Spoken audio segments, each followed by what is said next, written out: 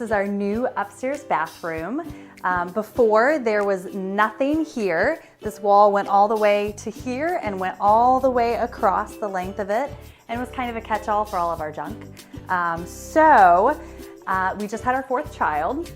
We needed a little bit more space and another bathroom. So, introducing our new bathroom upstairs here. So, what they came up with was splitting the toilet room, the water closet, with a toilet and a vanity.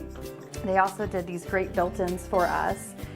So we could have a separate room here, and then along here, we actually have the shower and another vanity. So this great shower door that goes either way. Just built in perfectly with a slanted roof and another set of built-ins is here. So another perfect room to use and be great. So, and my favorite part is the closet they built on the end here. We don't have any shelves in there, but perfect closet space. They utilized every part of the space for us and made it completely livable and wonderful. So we love it.